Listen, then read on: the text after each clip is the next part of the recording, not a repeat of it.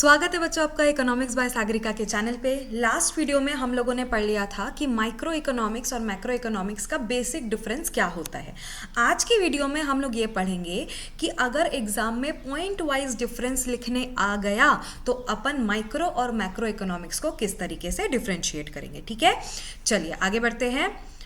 Wait a minute, yes, चलिए तो सबसे पहला पॉइंट अपन क्या देखेंगे कि माइक्रो इकोनॉमिक्स क्या होता है। तो माइक्रो इकोनॉमिक्स सबसे पहला डेफिनेशन जो है वो सबसे पहला डिफरेंस होता है। कभी भी कोई भी चीज डिफरेंशिएट करनी हो तो दोनों की डेफिनेशन लिख दो तो वो आपका सबसे पहला पॉइंट बन जाता है। जैसे कि माइक्रो इकोनॉमिक्स क्या करता है, it studies the behaviour of individual units of an economy. Micro economics पूरी की पूरी इकोनॉमी के इंडिविजुअल यूनिट्स को स्टडी करता है या फिर एक पर्टिकुलर यूनिट को स्टडी करता है। जैसे कि पूरी इंडस्ट्रीज अलग होती है और कॉटन एक पर्टिकुलर इंडस्ट्री होती है, तो हम लोग पूरी इंडस्ट्री में सिर्फ कॉटन की इंडस्ट्री की पढ़ाई करेंगे तो किसमें आएगा, माइक्रो इकोनॉमिक्स में। So micro economics studies about the behaviour of individual units of an economy.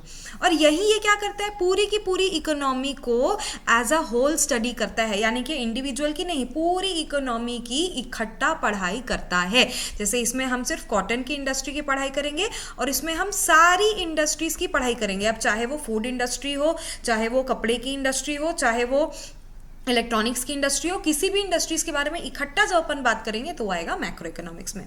अब माइक्रो इकोनॉमिक्स के जो टूल्स होते हैं, यानी कि डिमांड और सप्लाई का इस्तेमाल करके ये माइक्रो इकोनॉमिक्स की स्टडी करता है। यानी कि इंडिविजुअल डिमांड, इंडिविजुअल सप्लाई कितनी है उसको अवजार की तरह यूज करके ये माइक्रो इकोनॉमिक्स को स्टडी करता है।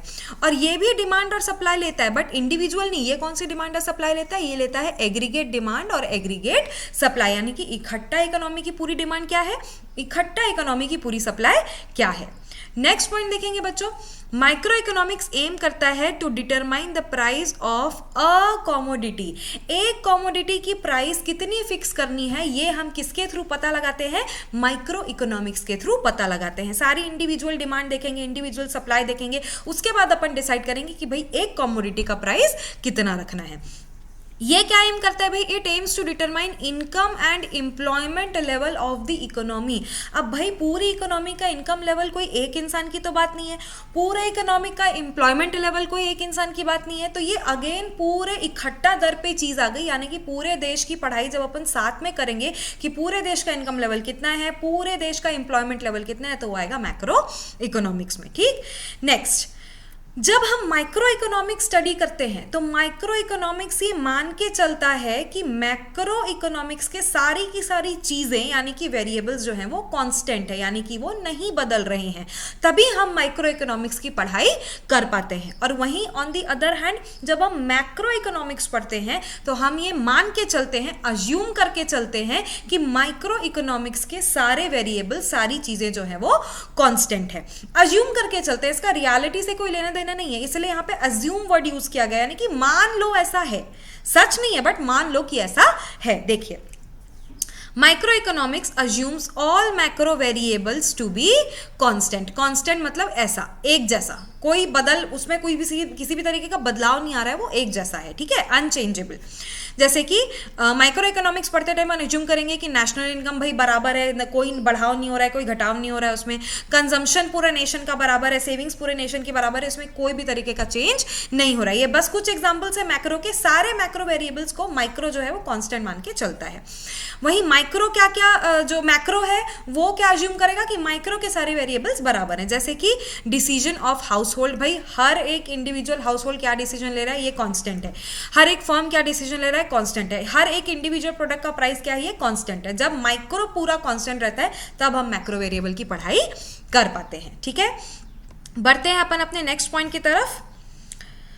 माइक्रो इकोनॉमिक्स को हम प्यार से एक और नाम से बुलाते हैं, दैट इज प्राइस थ्योरी। क्यों? क्योंकि अभी अपन ने ऊपर पढ़ा कि ये क्या डिटरमाइन करने में मदद करता है, it helps in determining the price of a commodity, इसलिए इसको हम प्राइस थ्योरी के नाम से भी जानते हैं।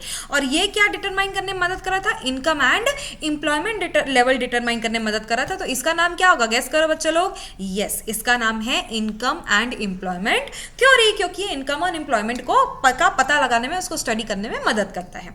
एग्जाम्पल एग्जाम्पल देख लीजिए माइक्रो इकोनॉमिक्स का, इंडिविजुअल इनकम, एक इंसान की कितनी इनकम है वो आएगा किसमें, माइक्रो इकोनॉमिक्स में। पूरे नेशन की कितनी इनकम है वो किसमें आएगा, मैक्रो इकोनॉमिक्स में।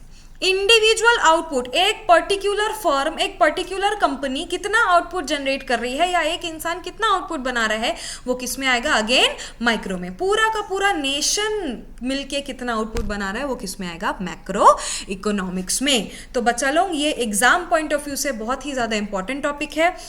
अगर आएगा तो प्रॉपर 5 मार्कर क्वेश्चन यहाँ से आएगा और चैप्टर 1 में it is one of the most important question. So ध्यान रखिए कि आप सारे पॉइंट्स याद करके जाओ, ठीक है, क्योंकि एग्जाम में हमेशा ध्यान रखना कि अगर आप 5 पॉइंट्स याद करोगे तो आपको 3 याद आएंगे, 3 याद करोगे तो 1-2 पॉइंट्स याद आएंगे।